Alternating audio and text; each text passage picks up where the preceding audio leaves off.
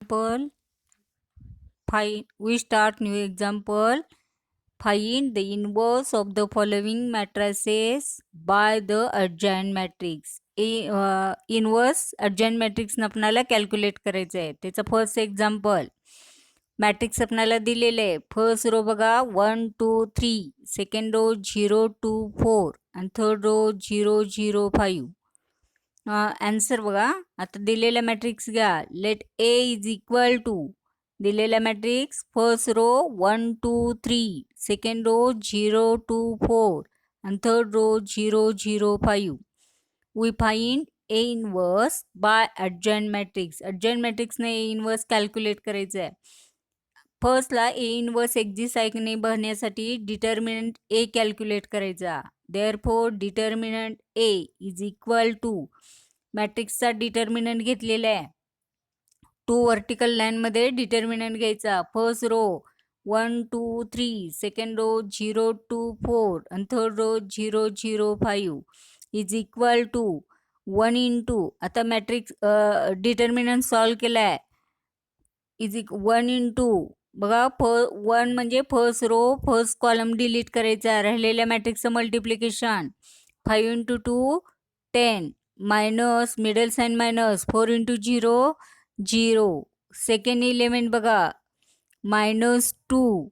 First row second column cancel केला. राहिलेले इलेमेंटचं multiplication 5 into 0 0 minus 4 into 0 0 plus third element 3 into first row third column cancel केला. राहिलेल्या 4 इलेमेंटचं मल्टिप्लिकेशन 0 इंटू 0 0 मायनस 2 इंटू 0 0. म्हणजे काय कॅल्क्युलेशन बघा 10 minus 0 0 sorry 10 minus 0 10 10 into 1 10 2 into 0 0 3 into 0 0 म्हणजे आन्सर आलं 10. डिटर्मिनंटचं आन्सर 10 आले. Not equal to 0. Therefore A inverse exist. Not equal to determinant A not equal to 0 म्हणजे का तर A is non singular matrix. Non singular matrix असेल तर A inverse exist होते. बघा adjoint ए कॅल्क्युलेट करायचं आहे. adjoint ए कॅल्क्युलेट करण्यासाठी आपल्याला कुठले इलेमेंट काढायचे आहेत. adjoint एचा मॅट्रिक्स दिलेले बघा. A first column A11 A12 A13, second column A21 A22 A23 आणि third column A31 A32 A33. आता इलेमेंट आपल्याला कॅल्क्युलेट करायचे आहेत. त्याच्यातले first element A11 is equal to -1 raised to 1 plus 1 M11 is equal to -1 raised to 2 -1 raised to 2 M11 म्हणजे का first row first column cancel. राहिलेलं determinant बघा 2 4 0 5 is equal to -1 raised to 2 म्हणजे 1. Determinant solve करायचा. 2 into 5 10 middle sign minus 4 into 0 0 10 minus 0 10 10 into 1 answer आलं 10. A11 element 10. A12 element is equal to -1 raised to 1 plus 2 M12 -1 raised to 3 M12 म्हणजे काय first row second column cancel.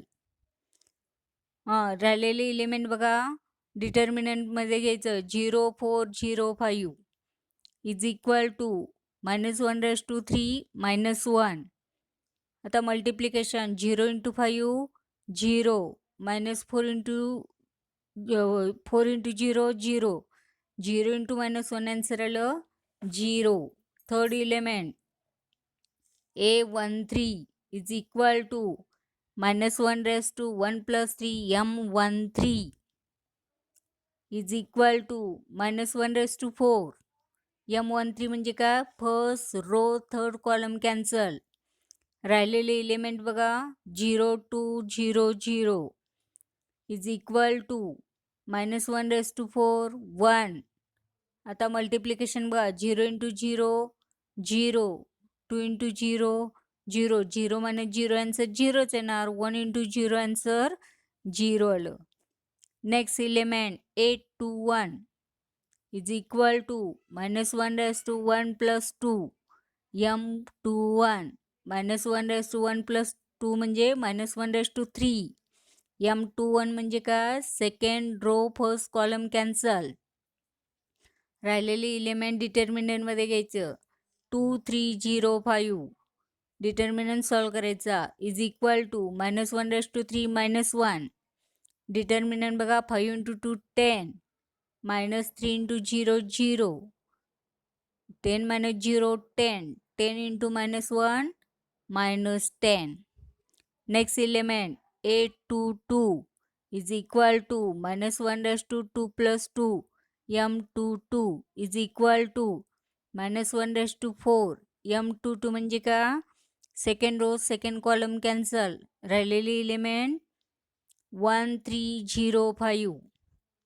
is equal to 1 raised to 4 1 5 into 1 5 minus 3 into 0 0 5 minus 0 5 5 into 1 5 answer 5 next element 8 2 3 is equal to -1 raised to 2 plus 3 m23 is equal to -1 raised to 2 plus 3 म्हणजे काय -1 raised to 5 m23 म्हणजे काय second row third column cancel राहिलेले element बघा डिटर्मिनंटमध्ये लिहायचे 1 2 0 0 is equal to -1 raised to 5 -1 1 into 0 0 -2 into 0 0 0 minus 0 answer काय येणार 0 next element a31 is equal to -1 raised to 3 plus 1 m31 is equal to -1 raised to 4 m31 म्हणजे काय third row first column cancel राहिलेले element डिटर्मिनंटमध्ये लिहायचे 2 3 2 4 is equal to -1 raised to 4 म्हणजे +1 4 into 2 determinant solve करायचा 4 into 2 8 -3 into 2 6 8 minus 6 2 2 into 1 2 answer आलं next element a32 is equal to -1 raised to 3 plus 2 m32 -1 raised to 5 m32 म्हणजे का third row second column cancel राहिलेले element घ्यायचे 1 0 3 4 is equal to -1 raised to 5 -1 determinant solve करायचा 4 into 1 4 -3 into 0 -0 4 into 4 minus 0 4 4 into -1 -4 next element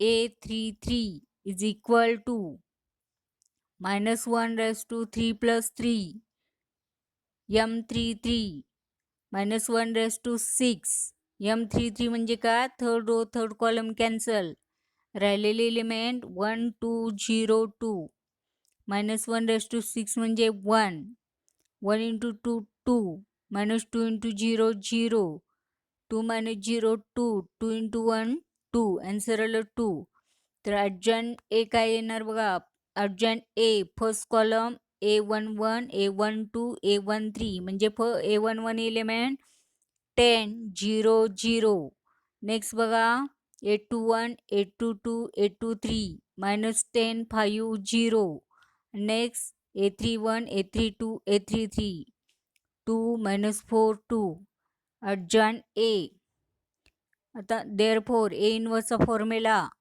A inverse is equal to adjoint A divided by determinant A is equal to 1/10 1/10 म्हणजे determinant एची value दिली 1/10 urgent ए म्हणजे matrix दिलाय first row 10 -10 0 sorry 10 -10 2 second row 0 5 -4 third row 0 0 2 is equal to 10 प्रत्येक एलिमेंटला multiply केल्यानंतर 1/10 multiply केल्यानंतर answer काय येणार बघा मॅट्रिक्स काय आला फर्स्ट रो 1 -1 1/5 0 1/2 -2/5 0 0 1/5 आणि हा आलाय new matrix A inverse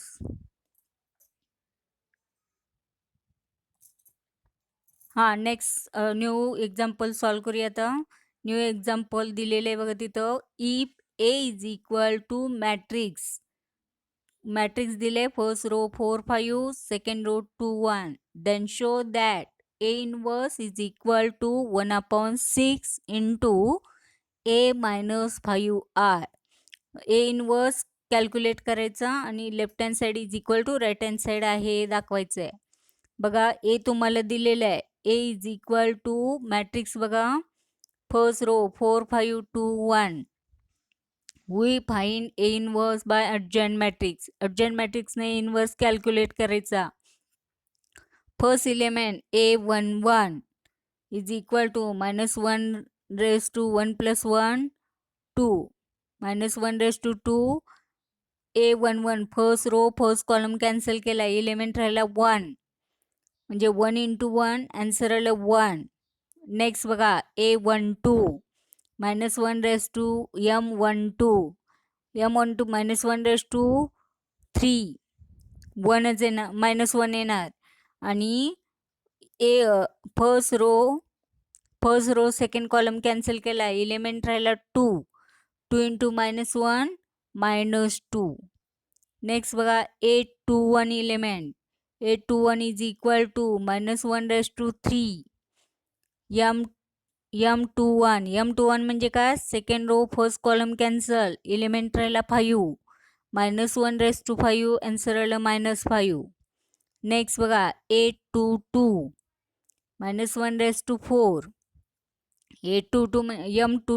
M22 म्हणजे काय, second row second column cancel, element आला 4, 4 × 1 आन्सर आलं 4. adjoint मॅट्रिक्स बघा काय आलं, adjoint A is equal to first column A11 A12, second column A21 A22 is equal to adjoint A काय आला 1 -2 -5 आणि फर्स्ट कॉलम 1 -2 आणि सेकंड कॉलम -5 4. आता डिटर्मिनंट ए कॅल्क्युलेट करायचा. Determinant A is equal to, डिटर्मिनंटमध्ये first row 4, 5, second row 2, 1. Determinant solve केला, 4 × 1 4, -5 × 2 10, answer आलं -6. Not equal to 0, therefore A inverse exist. तर ए इनवर्स कसं आहे ना, therefore A inverse is equal to adjoint A divided by determinant A is equal to -1/6. Determinant एची value -6 आहे, multiple bye adjoint ए काय आहे 1 -5 first row, second row -2 4. Answer बघा minus साईननं फक्त ब्रॅकेटमध्ये मॅट्रिक्समध्ये मल्टिप्लाय केले. 1/6 इंटू मॅट्रिक्स +1 तिथं मायनसनं मल्टिप्लाय केल्यानं -1 होणार फर्स्ट रो, सेकंड रो +5 होणार, सेकंड एलिमेंट +5 होणार, सेकंड रो बघा -2चं 2 होणार आणि 4चं -4 झालं. आता ही लेफ्ट हँड साईड झालं. राईट हँड साईड बघा काय येणार, 1/6 A into -5R, 1/6 into A matrix लिहिलेलं आहे. First row 4, 5, 2, 1, -5 identity matrix of order 2, 1 0 0 1 ला 5 मल्टिप्लाय करायचं. काय येणार बघा, 1/6 फर्स्ट मॅट्रिक्स 4, 5, 2, 1 मायनस आयडेंटिटी मॅट्रिक्सला 5 मल्टिप्लाय केल्यानंतर काय येणार, 5 0 0 5. आता त्या दोन्ही मॅट्रिक्सचं सबस्ट्रॅक्शन केलं तर 1/6 इंटू सबस्ट्रॅक्शन केल्यावर -1 5 2 -4 आलं. म्हणजे फर्स्ट इक्वेशन 1 बघा, ए इनवर्स ची व्हॅल्यू आणि इक्वेशन 2 ची व्हॅल्यू सेम आलेली आहे. Therefore A inverse is equal to 1/6 into A - 5R. इथे एक्झाम्पल कंप्लीट झालेलं आहे.